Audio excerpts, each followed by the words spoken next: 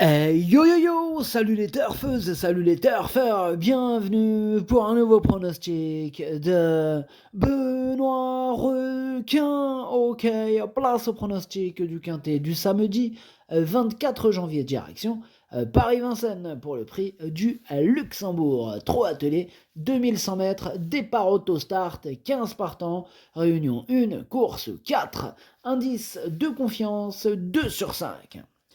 Cette vidéo, je la tourne avant l'arrivée du quintet de ce vendredi et je reviendrai dessus demain. Ok, c'est parti, on commence le pronostic et on commence avec le numéro 1, East Asia, et on n'aura pas les commentaires de l'entraîneur, c'est Mister Gossiadoro qui est parti pêcher avec ses amis, amusez-vous bien. Enfin bref, non, il n'est pas parti pêcher avec ses amis, excusez-moi. Il est là, hein, c'est juste que je n'ai pas réussi à voir le commentaire de cet entraîneur. Voilà, c'est tout. Mais sinon, il est là, hein, parce qu'il en présente d'autres. Enfin bref, ce numéro 1, il fait partie de mes préférés. Je le vois bien batailler pour les toutes premières places et pourquoi pas pour la victoire. Hein. Moi, je l'ai mis deuxième. Bref, on passe au numéro 2, Cash Bank Biggie. Et ce numéro 2, c'est celui qui m'embête le plus. Hein. C'est lui mon gros regret. C'est lui mon cheval de complément. 4 non partants, attention possible, cassage en vue. On reste dans la matière des casseurs hein, et des cassages possibles avec d'ailleurs le numéro 3, Hannibal Tuileries. Ce numéro 3, c'est lui le chef et le capitaine hein, de ma petite liste des possibles casseurs de tickets repérés. Attention. Bon, on passe maintenant au numéro 4 et on change de registre avec Exécutive Eucal. On parle pas de cassage, on parle de victoire. Allez, on écoute Alessandro Gossiadoro. Bonjour Alessandro. Ben, j'ai cru que vous étiez allé pêcher tout à l'heure. J'ai eu un petit doute. Mais non, je suis pas pêché, moi, je suis là. Et le capitaine Yann Barbro, il est parti tout seul. Eh ben tant mieux, on va le laisser partir tout seul. Alors vous nous présentez aujourd'hui Exécutive EK, le numéro 4, hein, c'est bien ça, Alessandro. Oui, c'est ça, c'est Exécutive EK qui n'était pas loin de participer au prix d'Amérique. Hein. Il a failli, c'est dommage. Mais bon, dans l'épreuve reine, il aurait été compétitif pour une petite place. Ici, il détient une chance supérieure car l'épreuve elle est moins relevée. C'est plus facile que les prix d'Amérique. Là, on peut le manger, ce prix-là de Luxembourg. Et moi, c'est le prix d'Amérique que je voulais gratter, mais bon, c'est comme ça, on n'a pas le choix.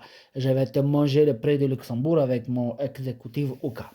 Vous allez manger le prix du Luxembourg, hein, Alessandro, hein, c'est bien ça, évidemment.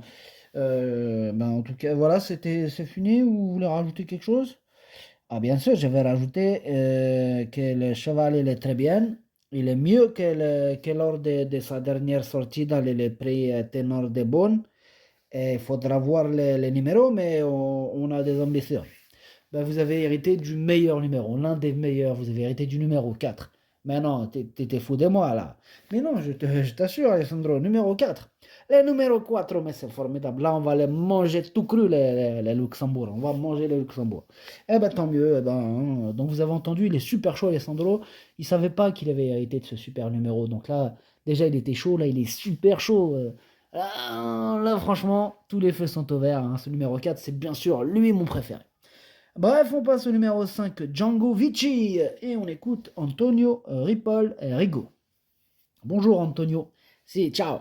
Je vous présente Django Vici qui ne s'est pas retrouvé dans les bons wagons dans les prix de Belgique et il a perdu du temps alors que nos rivaux accéléraient. Auparavant, sur ce parcours, il avait très bien fini après avoir connu des problèmes de trafic. Il affiche une excellente condition physique et il a hérité d'un bon numéro. Il y a longtemps qu'il n'a pas été déféré de 4. Il y a quelques bons chevaux, mais une place reste à sa portée. Merci Antonio Ripoll Rigo. En tout cas, ce numéro 5, lui aussi, a hérité d'un excellent numéro. Il va tout faire pour en profiter. Déjà, c'était une première chance, mais avec ce numéro, un peu comme le précédent cité, il va faire mal. Voilà, ce numéro 5, je le garde sur le podium, troisième. On passe au numéro 6, Orchestro, et on écoute Guillaume Richard Huguet. Oui, bonjour. Écoutez, Orchestro a déjà gagné sur les 2100 mètres de la grande piste avec un numéro en dedans. Ce n'est pas le vrai cheval d'autostart, mais j'ai préféré cette course à poteau égal le week-end du Prix d'Amérique, plutôt que le Prix de Brest, hein, la semaine précédente. Il a trotté dimanche dernier à la soie, il était très bien, il peut aller de l'avant sur ce parcours, il s'adapte à tout, c'est sa DER de l'hiver. C'est sa DER de l'hiver, il va essayer de terminer en beauté cet orchestro que j'ai gardé dans mon prono à la 6e place. Bref, on passe au numéro 7, Ulysse Digio. Ce numéro 7, lui, par contre, je ne l'ai pas retenu, mais il est à l'arrière de ma petite liste des possibles troubles faits. Bon, en même temps, on ne peut pas tous les retenir, il faut bien faire un choix au bout d'un moment. On est d'accord. Bref, on passe au numéro 8, Gendréen. Lui non plus, je ne l'ai pas retenu, c'est un regret, c'est mon deuxième cheval de complément en cas de non partant. Je rappelle que ce quintet, il est ouvert, attention. Ah ouais, non, il n'est pas facile à déchiffrer, je vous le dis. Il peut y avoir une petite surprise, c'est ça que je suis en train de dire. Donc, on essaye de faire au mieux, mais voilà, c'est pour ça qu'on décortique. Ah oui. Bref, on enchaîne avec le numéro 9, Jingle Dupont, et on écoute Nicolas Bazir.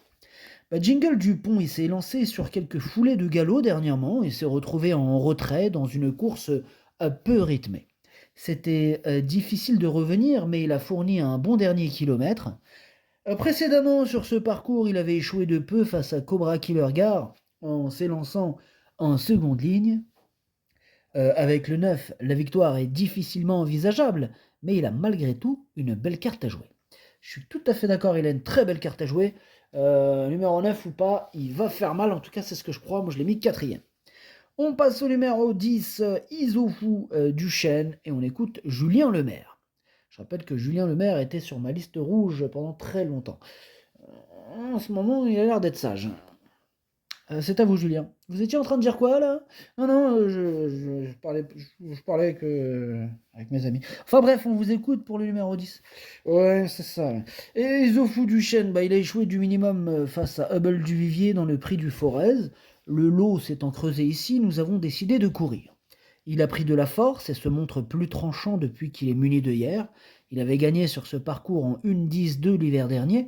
C'est un grand cheval qui a besoin d'avoir ses aises, et ce numéro n'est pas idéal, mais il faudra faire avec. Il reste compétitif. Il reste compétitif. En tout cas, moi j'y crois, ce numéro 10 que j'ai gardé en toute fin de combinaison, attention. On passe au numéro 11, Hamilton du Ham. Ce numéro 11, je ne l'ai pas retenu, mais il est en plein milieu de ma petite liste des possibles troubles faits. Nous passons donc au numéro 12, Working Class Hero.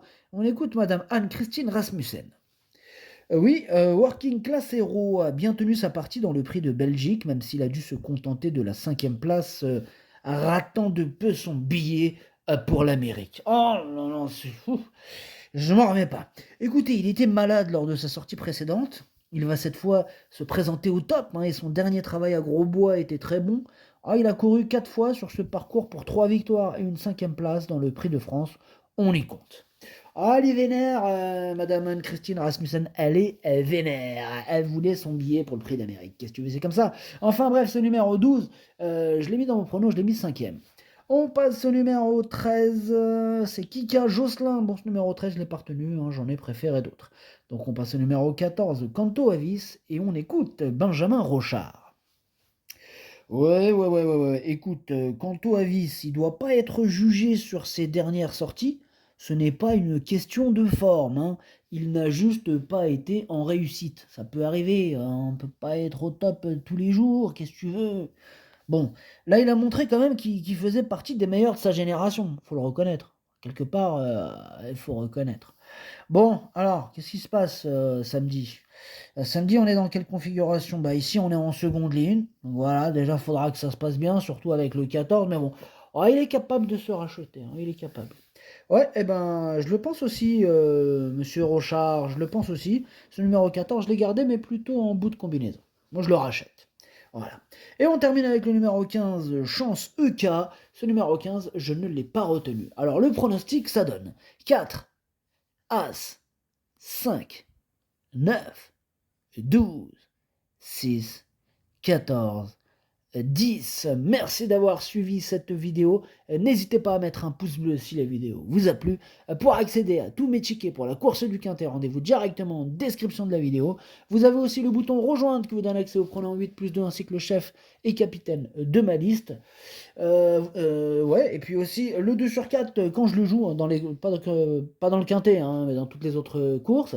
Voilà, quand je fais un petit 2 sur 4, je le donne dans cet abonnement Pronom en 8+2. Tiens d'ailleurs, là je termine ce tournage et je vais me pencher sur un petit 2/4 là. J'ai envie de me faire un petit 2/4. Ouais, il y a des fois j'ai envie, des fois j'ai pas envie. Là aujourd'hui, j'ai regardé tout à l'heure, c'est pour ça, j'en ai vu un qui peut être intéressant. Hein. Donc voilà, je vais vous le proposer celui-là. Là.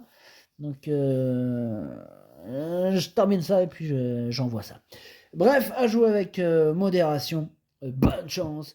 Chopez-le-moi. Ciao.